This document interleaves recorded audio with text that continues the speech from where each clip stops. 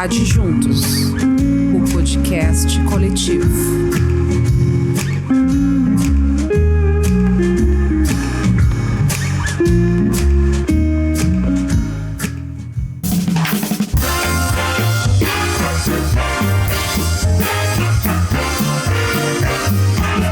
Rua da Margem.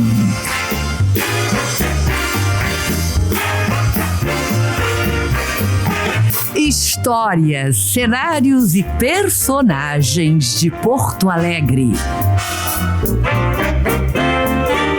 Com Paulo César Teixeira.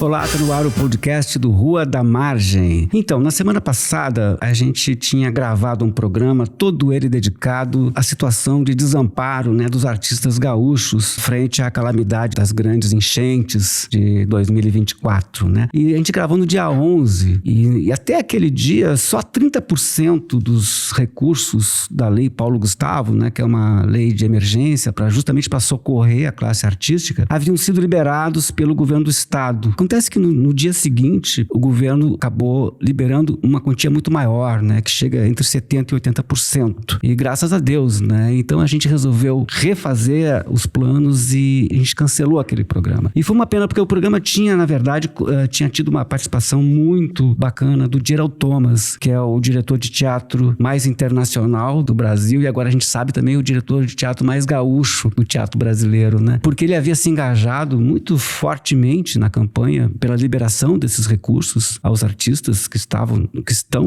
numa situação calamitosa, através do seu perfil no Instagram, com vídeos, enfim, dirigidos à secretária Beatriz Araújo, secretária da Cultura e tal. Naquele programa, eu havia perguntado ao Gerald, afinal, por que e como que ele tinha se engajado nessa luta tão importante para os artistas aqui do Rio Grande do Sul. Vamos ouvir a resposta que ele deu. Como ficar passivo diante de uma catástrofe como essa? Eu não posso ficar olhando imagens como essa e ficar passivo. Além de chorar, eu tenho que fazer alguma coisa. Eu sempre fiz alguma coisa. Agora, realmente, quando se trata de um povo, um lugar como o Rio Grande do Sul, onde eu sempre me apresentei com a dona Eva Sofer, quer dizer, um lugar... Eu tenho que dizer isso, eu tenho que ser absolutamente aberto em relação a isso e me desculpem os outros lugares quando eu digo que o público do Rio Grande do Sul, o público de Porto Alegre e de Santa Maria, onde eu me apresentei, são os melhores públicos do Brasil e desculpem os outros, mas são.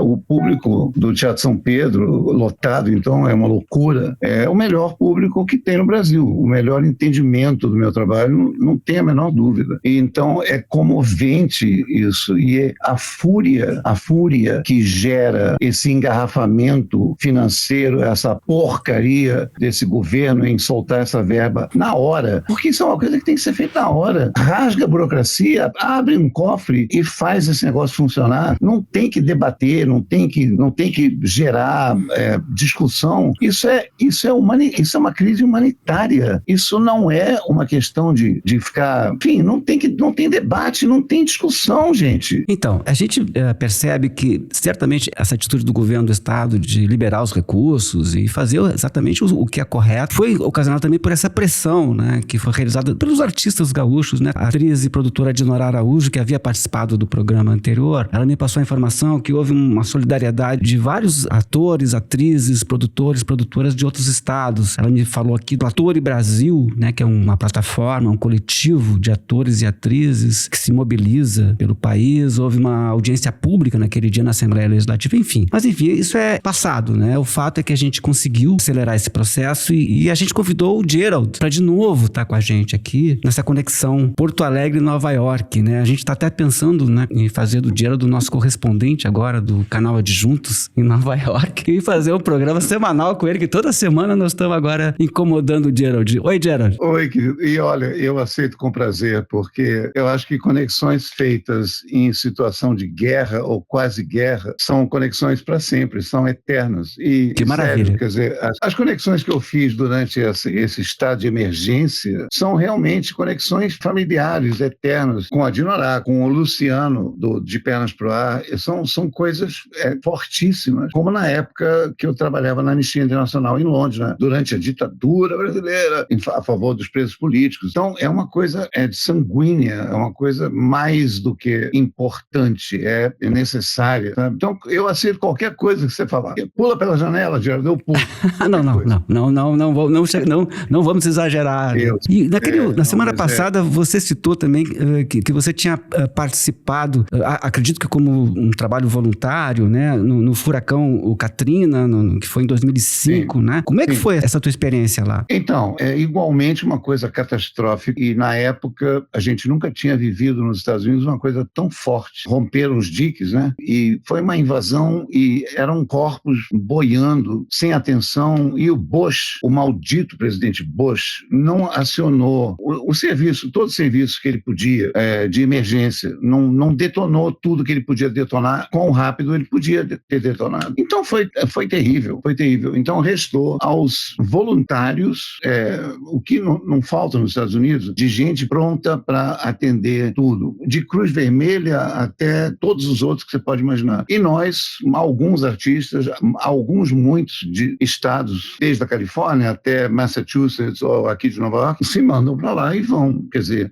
alguns aeroportos perto, em Mississippi ou em próprio New Orleans, estavam secos e a gente fez o que pôde. E claro que a gente não fez o suficiente, porque nós não somos treinados para isso. E muitos de nós, eu inclusive, me senti atrapalhando, porque você pega um caiaque ou um barquinho daqueles de borracha e você não está treinado para enfrentar aquele monte de coisa. Então você se depara com corpos mortos e eu, por exemplo, não tinha coragem, eu não tive garra para fazer o que tinha que ser feito. Eu vomitava, eu desmaiava, eu acabei virando um problema. Então eu acabei indo para Bourbon Street, ali para o centro francês, que eles chamam, e cuidando da burocracia, que eu tinha feito, estranhamente, eu tinha feito uma coisa parecida em 2001, quando o World Trade Center tinha sido derrubado e eu trabalhei no Ground Zero durante 3 meses, fazendo a mesma coisa no setor, nos barracos, vamos dizer, administrativos. Ajudando não tão diretamente, corpo a corpo. Eu comecei sim, destrinchando caixas ali onde tinham detritos até humanos, e eu também não aguentei, mas eu tentei. E depois eu comecei a servir café e suco de laranja, mas essa voz, inclusive, tem a ver com asbestos, amianto aqui no pulmão. Mas depois eu fui para papéis e documentos e tal. É muito barra pesado, Curioso também que quando você fala nesse trecho que a gente escutou, né, da tua ligação com o Rio Grande do Sul, né, tu fala do público gaúcho, que é o público que mais entende o teu trabalho. Como é que é isso? Então, é curioso, porque primeiro a minha ligação com a dona Eva era muito forte, Sofer, por razões talvez. Ela vem de uma região do mundo que me é familiar, meus pais também vinham de lá. Então, Alemanha. E nós conversávamos em alemão, e essa cultura já traz essa cultura entre eu e ela já é uma coisa. E é claro também que no Rio Grande do Sul tem muito alemão. Tem uma presença forte da cultura alemã. E isso também traz uma familiaridade. Depois eu fui no Fronteiras do Pensamento em 2008 e não tem como não reconhecer ali meu Deus, isso aqui é tudo muito familiar, entende? E eu também, outra coisa que vocês não sabem, mas em 2022 eu fiz um espetáculo chamado Feto, baseado em Doroteia, do Nelson, mas eu coloquei ali na beira do palco, do Nelson, mas eu coloquei na beira do palco um objeto de Iberê Camargo. Eu sou o maior fã de Iberê Camargo que existe no planeta, não tem ninguém mais doentiamente apaixonado por Iberê Camargo do que eu. Eu amo esse homem. Então, por exemplo, eu já falei isso publicamente, mas não publicam porque não interessa a imprensa, não sei o que posso falar, mas passa batido na imprensa paulista, ninguém dá a mínima. Então, dessa vez eu coloquei na frente ali. E mesmo assim, não fizeram. Eu dei uma entrevista para o Gunther Ax, que já exerceu o cargo público aí, que é um incrível intelectual, e ele prestou atenção, claro. Ele me levou também para Fronteiras do Pensamento. Mas eu tenho uma conexão fortíssima que eu não tenho com o estado logo acima de vocês, que é Santa Catarina. Eu nunca fui lá, mas eu tenho, por exemplo, com o Paraná. Mas é evidente, não quer dizer que eu não tenha com o Piauí. Eu tive em Teresina recentemente. Eu não sou bairrista nesse sentido, mas eu não tenho nada com o Rio de Janeiro, onde eu tive uma meia infância. Eu cheguei com 7 anos de idade. Eu não tenho nada com o Rio de Janeiro, não me sinto nem... Eu gosto dos morros, acho acho lindo e tal, mas a cultura do Rio de Janeiro não me diz nada. Não bate, nada. não bate. Não bate, não bate. Falo, meu Deus, que loucura é tudo isso aqui, meu Deus. É lindo, mas fora isso não diz nada. Você é filho de pai alemão e mãe britânica, é isso? O país de Gales, o país de Gales, que eles não querem ser reconhecidos, eles não gostam de ser britânicos. São Welsh, né? Welsh não traduz muito bem para o português, porque é galês, mas não é gaulês, né? Mas, enfim, é Gaelic, é a mesma língua parecida, é muito WWZZZ junto para ser pronunciado. Não é? É como os dinamarqueses diriam, uma doença de garganta. Dá uma aflição. É uma língua muito pequena, mas eles falam. E a tua família, por parte de pai, então, né, sofreu com o nazismo, né? Sofreu a perseguição nazista? Não, porque não são judeus. Não, por parte de pai não são. Eles optaram por ser antinazistas, porque meu pai passava informação para a resistência. Então, meu pai trabalhou para a resistência de dentro da Alemanha. Olha que loucura. Até onde foi possível. Até 1942. E aí teve que sair, teve que fugir via França, via Le Havre, e emigrou para o Brasil. O irmão dele foi para Caracas, foi para Venezuela. O irmão dele fazia a mesma coisa. E por parte de mãe, é de família judia, não? Aí que tá, sim, judia, mas eu descobri há pouco tempo atrás que o meu avô, por parte de mãe, é indígena norte-americano, North American Indian, é Native American Indian. Então, ele foi contrabandeado, ele foi roubado aos 6 anos de idade de uma tribo chamada Puyallup, que é do Pacífico norte-americano, região de Seattle, Vancouver. Eles faziam tráfico de escravos de criança para o país de Gales. Então, que loucura! Olha só. Você olha para a cara dele, você diz, claro que não é europeu, de forma nenhuma, ele tem cara de índio. Cara de índio. Totalmente, mas naquela época ninguém tinha, então se tinha internet, não se comparava fotos nem nada. E minha mãe, vou falar rápido, porque também não interessa a ninguém, eles iam pescar, minha mãe tinha 9 anos de idade, eles iam pescar naquele barquinho e os amigos tinham âncora de ferro, aquela âncora para pescar. E minha mãe ficava muito envergonhada porque o pai dela amarrava 2 pedregulhos e jogava no mar. Eu falava, você não pode ter âncora como todos os outros? Não, eu tenho uma tradição de jogar pedregulho. Isso ficou com ela até o final da vida dela, me contava isso. Mas ela nunca podia supor que foi provado por sangue, por DNA. Eu sou 23,5% Native American Indian. E isso é provado aqui por esse osso também, além de sangue. Que loucura. Então, olha que confusão eu sou. Eu sou uma confusão. Mas tem tudo a ver com a sua trajetória também, né? Quer dizer, você é um cara do mundo mesmo, assim, né? Ensinou peças em, 15 países, né? Estados Unidos, Inglaterra, Alemanha, Áustria, inclusive no Brasil até, né? Isso tem a ver com a tua cabeça, né? Isso tudo tá palpitando em ti. Tá, pois é, então, essa coisa indígena intuitivamente estava lá dentro, porque eu sempre coloquei cocares nas pessoas. Olha que loucura. Então, nas peças, no palco. No palco, claro. Então, eu fui convidado para encenar uma peça com o Dogma 95 de Copenhagen, lá do Lars von Trier. E o que eu fiz? Eu fiz uma tribo de índios com olho azul e loiros. Isso eu não tinha noção. Isso sem saber do parentesco. Então, isso eu fiquei sabendo disso em 2016. Em 1996 eu não sabia de absolutamente 10 anos nada. antes. Não, 2016. 20 anos. 1990, 20. Então, eu vou mostrar uma foto que você vai ver como é essa coisa, como é que eles veem a coisa do índio. Eu vou continuar falando para não parecer que eu sou maluco, mas eu sou mesmo, né? Olha só como é que eles provam o osso aqui do lado. Esse osso lateral do rosto. Essa protuberância é a prova, eles ficam apalpando aqui, dependendo dessa ossatura aqui e o queixo, eles autenticam você como é autêntico ou não. É impressionante o ritual de iniciação dessa tribo, dessa comunidade, cuja sobrevivência depende da pele pesca do salmão e cuja única função é o remo. E o que eu faço desde criança? Eu remo. É o meu caiaque, é a minha. Você pode ver no Instagram desde sempre. Eu remo. Normalmente. Então as coisas são herdadas ali. É uma coisa incrível, impressionante. Eu fico muito emocionado quando eu falo sobre isso, porque eu nunca coloquei isso. Não está em livro nenhum, não está em peça nenhuma. Eu acho que eu estou falando isso pela primeira vez aqui. Eu nunca falei sobre isso. E eu não sei porquê, eu me sinto à vontade com os gaúchos de falar sobre isso. É engraçado. É verdade. Eu tenho uma certa confiança nos gaúchos. E eu também estava vendo, durante essa peça Feto, eu fiquei muito tempo em São Paulo, num hotel, e eu não conseguia dormir. Então eu vi um canal chamado 55, eu não sei o nome, um canal gaúcho, feito só de vocês aí. Eu não sei o nome. Eles fazem programas sobre ciclistas, aí de madrugada, tem equipamentos incríveis. Você sabe o nome desse canal? Qual seria? Será que é o canal? Tinha um canal. A gente vai dar uma pesquisada aqui, de repente daqui a pouco a gente... Alguma coisa, Brasil, Top Brasil. Assim, eles até produziram uma série que acontece entre Córdoba e Florianópolis. Tem uns canais feitos no Tecnopuc, talvez seja um deles, né? Você sabe que eu tinha um querido amigo meu que faleceu há 2 anos atrás, o Júlio York, que era e ele tinha uma cara meio de índio também, mas de índio americano. E ele foi o primeiro cara que me falou de você, assim. Ele falou isso no final dos anos 80 ali, início dos anos 90, e ele dizia assim, pô, esse Gerald Thomas é muito bom, tu tem que ir lá.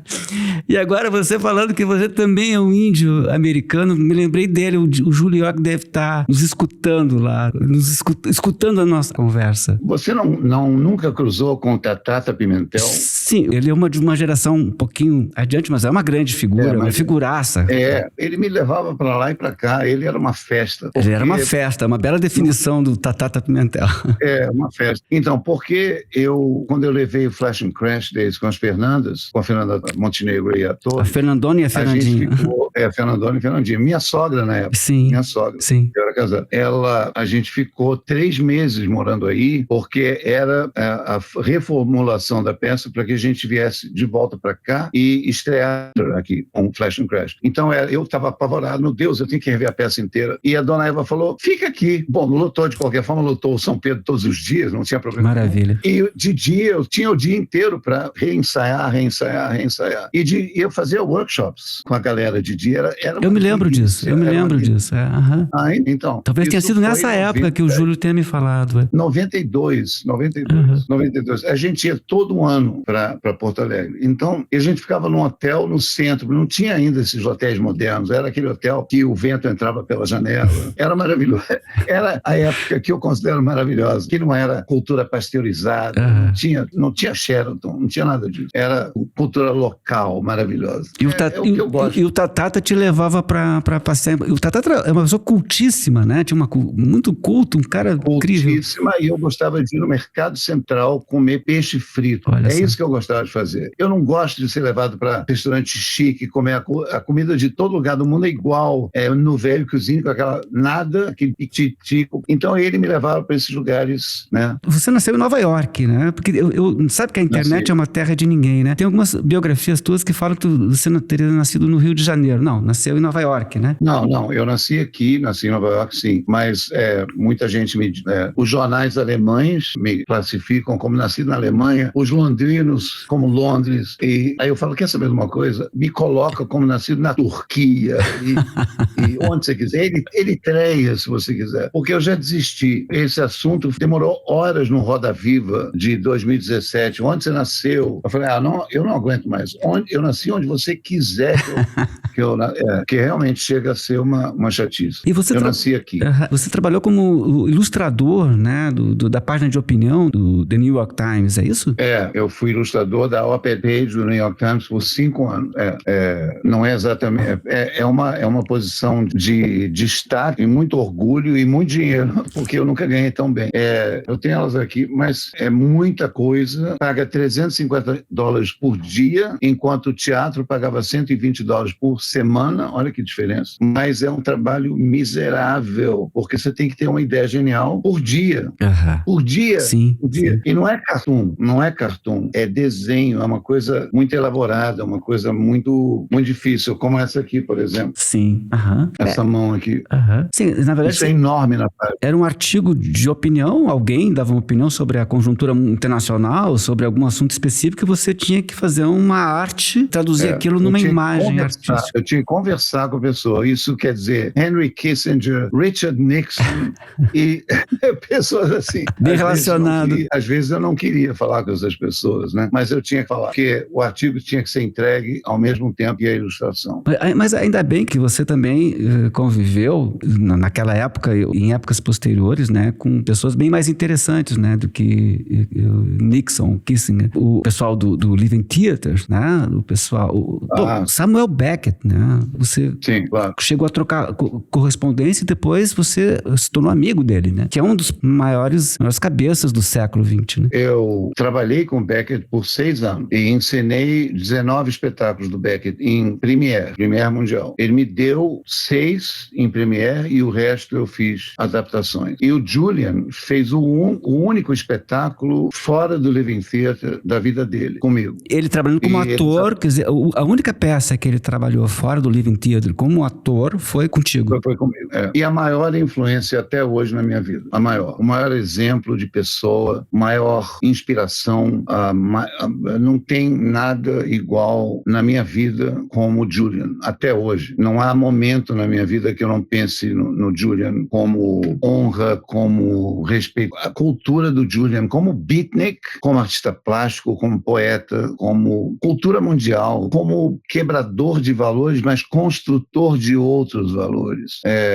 E nunca deixando de respeitar os valores que ele deliberadamente quebrava. Ou seja, não se trata de vandalismo cultural, como muitos pensam. Se trata de... É uma questão de orgulho de construção idealista. Não é como se pensa que a cultura anti-Vietnã, os demonstradores anti-Vietnã, que se pensa até hoje, eram um bando de vândalos que quebravam tudo, como nas demonstrações em Ohio e tudo. Não é isso. Grupos de protesto como o Living Theatre tinham um orgulho gigantesco de estar criando um novo vocabulário para o teatro de rua. E o Julian era um poeta desse vocabulário, como Allen Ginsberg também era, e na música como Philip Glass também era. E aprender diretamente desse poeta é uma coisa que não tem igual. Enquanto Beckett, por exemplo, é um solitário, um eremita solitário em Paris, irlandês em Paris, que criava por conta própria, sem compromisso político. O Julian era um ser político dia e noite, de manhã até de tarde, até de noite. E isso é uma diferença brutal, porque tudo nele era político. O café da manhã era político, ir ao médico é político, conversar com uma pessoa na rua, ele leva em consideração qualquer pessoa que ele encontrava. Isso quer dizer, existe uma balança cultural e sociopolítica no oi, bom dia, como vai, tudo bem? Todo mundo é importante, não tem uma pessoa mais importante que a outra. Ele é um social comunista de verdade, vamos dizer assim, sem ser comunista de Partido Comunista ou Partido Comunista aliado a Stalin ou Lenin ou Mao Tse-tung. Ele vivia isso, vivia dessa maneira, de não discriminar o porteiro, não discriminar o cara do supermercado, ou estar diante de um chefe de Estado, ele tratava da mesma maneira. Isso é um ser comunista, né, na essência. E ao mesmo tempo, a cabeça dele já funcionava naquela época, como as cabeças hoje estão tentando funcionar. Ecologia, não desperdiça nada, não deixa a água correndo, o plástico é muito ruim, vai poluir tudo, né? Don't waste, não jogue fora as coisas. Esses químicos todos são péssimos. Tudo isso já Isso já no final dos anos 60 e início dos anos 70? Tudo que era o movimento da contracultura, não é, Gerald? Exatamente, o movimento da contracultura. Só que outras pessoas da contracultura tratavam isso com hipocrisia, porque não viviam isso. Só escreviam isso e iam esbanjar dinheiro em outros lugares. Agora, o Julian era isso, a Judith Malina também era isso. E os namorados respectivos dos dois, porque eram gays e viviam um mundo gay. Então, assumiam isso. Agora, o casal era o casal porque era o casal fundador. Então, eles levavam os respectivos namorados e namoradas e não tinham o menor problema com isso. Então, eram abertamente gays também, o que era importante na época, porque o movimento gay na época não era uma coisa aberta. Então, era um gueto, né?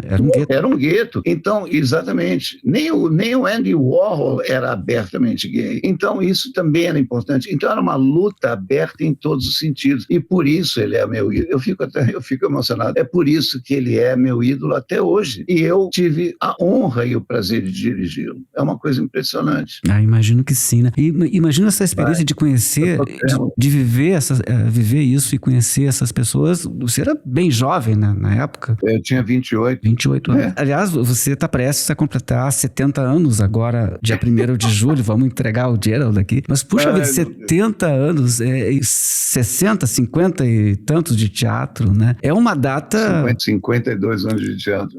Não acredito. Comecei em Londres, né, com 16. Comecei no balcão com 14, assistindo e me intrometendo em São Paulo, o balcão do Vitor e da Ruth, e depois com Peter Brook com 16. É uma loucura pensar que isso foi ontem, cara. Isso é uma loucura. Rapidinho, passou muito rápido. Muito rápido. Eu lavei os pés do Jean Genet. Olha que loucura. É uma loucura. Isso também não é dito. Eu estou dizendo aqui nesse programa uma coisa, quer dizer, eu falei aqui ali, mas no livro da Ruth tem isso. A Ruth fala sobre isso. Qual é a Ruth? Ruth? Tem um livro chamado A Ruth Escobar. Ruth Escobar. Ela tem chamado Nem Tudo é Mentira, Nem Tudo é Verdade. Alguma coisa assim. Ela é autobiográfica. E ela conta essa história. Ela conta a minha presença ali, que ela manda, ô garoto, vai, limpa os pés do Jean Genet, pega café ali, pega café aqui. E eu já estava morando na casa dela, de qualquer maneira, em São Paulo. E traduzindo, né, para todo mundo, tudo aqui e tal. É muito curioso. É muito curioso. E com Hélio, né, Hélio Oiticica, a vida inteira, quer dizer, é tudo muito, eu não sei, sabe de uma coisa? Eu posso dizer uma coisa, sabe, Paulo? Diga, assim, na verdade eu estava no lugar certo na hora certa, sabe? Eu falava a coisa certa na hora certa também, senão eu podia estar em outro lugar naquela hora, eu podia ter falado a coisa errada e hoje eu estaria trabalhando num açougue. Sim, se tivesse cruzilhada tomado outro caminho, você teria feito uma outra vida. Mas ainda bem que não, né? Dúvida. Que bom que não, né? Você tem que ter mas a tua intuição de índio americano também te guiava, né? Porque eu acho que sim. Não é à toa que as coisas acontecem também de uma maneira e não de outra, né? Mas eu sinceramente acho que depois que eu recebi essa informação e veio de um negro incrível, de um xamã negro nas Bahamas, que me tirou de uma fila de turistas e falou, vem aqui, você não é americano normal. Eu falei, como assim americano normal? Não, você não é um americano normal. Eu falei, o que você quer dizer com isso? Não, pela tua cor, porque eu tinha ficado um mês no sol e eu não fico vermelho como turista branco, eu fico vinho, como índio. Ele falou, you're an Indian. Eu falei, porque em inglês, Indian pode ser indiano da Índia ou pode ser índio. Eu falei, eu entendi indiano. Eu falei, no, I'm not an Indian. Ele falou, no, not Indian from India. You're an Indian, like North American Indian. Eu peguei o número dele, porque eu fiquei intrigado. E no dia seguinte, eu liguei para ele. Ele falou, eu posso ver a tua alma, você é um índio americano. E aquilo bateu. Bom, a partir dali eu comecei a fazer teste e de DNA e depois tal. Uma motorista de táxi judia me falou a mesma coisa. Eu falei, peraí, tem alguma coisa estranha acontecendo. É melhor investigar, né? E aí deu isso. Em 3 laboratórios diferentes e eu fiz anônimo. Então não podia ser complô. E um laboratório no Texas, um em Nova York e um na Califórnia. Então não podia ser complô. Não, certamente não era. O que eu acho bacana também, né? Até nessa tua atitude em relação ao Rio Grande do Sul, é que é uma coisa muito pungente, é uma coisa muito, né? Uma coisa, não é intenso. É intenso, não é uma posição política assim do varejo político, né? Da toma lá da cá ou da mesquinharia política, né? É uma coisa assim que tem a ver com a condição humana, a questão, né? O teu trabalho discute a cultura, a civilização, não é uma coisa assim de qual é o partido que vai ganhar ou não vai ganhar. Imagina, embora isso seja importante também, né? Eu não ganho nada com isso. Eu estou falando de paixão. É espontânea de paixão e eu não tenho nenhum interesse político em nenhuma parte do Brasil. Eu não me envolvo, inclusive, porque eu não posso votar. Eu não voto no Brasil. Eu não pago imposto no Brasil. Eu entro como turista. Eu não posso me envolver. Então, eu não tenho nenhum interesse em nada no Brasil. Em nada. Tudo que eu estou fazendo aí agora é humanitário mesmo. E pronto. É paixão, assim, como te falei, em Piauí, é paixão. A Luciene Carvalho, no Mato Grosso, é a mesma coisa. Não com essa intensidade, porque não aconteceu nenhuma tragédia, entende? Não despertou, agora, claro, né? Na mesma intensidade, né? Agora, e porque eu não tenho um passado nesses lugares que eu tenho no Rio Grande. O passado que eu tenho teatral, com o Teatro São Pedro, com a Dona Eva, é intenso e é enorme, desde a praticamente desde o início da minha carreira teatral no Brasil, desde a década de 80. Então é incomparável. E me parece um posicionamento assim, a favor da vida, né? Mas no fundo é uma questão de vida contra a morte, né? De condição humana, teatro, né? Mas a vida do teatro e a discussão no teatro é essa discussão. Essa é a função do teatro. Então essa é aí que o teatro queima, eu vou dizer, os seus culhões, porque é isso que o teatro faz. E eu acho que, por incrível que pareça, também é no Rio Grande do Sul que essas discussões acontecem em todas as esquinas, com qualquer pessoa, flui com qualquer pessoa, e é intenso com qualquer pessoa, é inacreditável, mas é. Até nas fazendas ou em Santa Maria, não precisa ser Porto Alegre, entende? Nos lugares onde eu era levado, em Canela, entende? É uma loucura. Não precisa ser em lugares grandes, não precisa ser na capital. Realmente é incrível. É legal essas conexões, né? Bom, no Brasil também, né? Tu trabalhou com os principais atores brasileiros, né? Trabalhou com a Fernandinha, a gente falou Antônio Fagundes, Rubens Correia, Sérgio Brito, Tônia Carreiro, Marco Nanini, Ítalo Rossi. Também tu teve essa oportunidade de trabalhar com o melhor do teatro brasileiro também. Formei Bete Coelho, formei um bando de gente também. Você trabalhou com os antigos e formou uma nova geração, né? Formei. E olha a quantidade de gaúchos, Luiz Damasceno, Ludoval Campos, eu vou começar a enumerar os gaúchos. Por favor. O Marcos Barreto. Marcos Barreto. Né? Marcos Barreto, que eram pessoas importantíssimas na minha companhia. Marcos Barreto que te levou para Santa Maria, tu citaste Santa Maria, né? Marcos Barreto que te conduzia lá para Santa Maria, porque ele acho que era de lá, né? Não, eu não sei, Marcos Barreto não era de lá, mas era Bete Lopes. O Paulinho tá me confirmando que o Marcos era de Santa Maria também. Era de Santa Maria? Não sei, mas ele não estava, ele já era secretário de Cultura, ele já era alguma coisa. Ele foi diretor da Casa de Cultura Mário Quintana. Mário Quintana. Bom, e tem o Mário Quintana, estou esquecendo. Por falar nisso, né? Quer dizer, eu estou esquecendo, não estou esquecendo, mas a gente não está desfilando os nomes que saíram daí, né? Quer dizer, tem essas coisas também. Tem esses nomes todos que saíram daí, né? O Brasil é um país muito rico e quando você pegar cada estado e quem saiu daí, Paulo José, né? Enfim. Sim, o pessoal do Teatro de Equipe, né? Nos anos 50, daqui. Pereio. Pereio, que acabou de falar.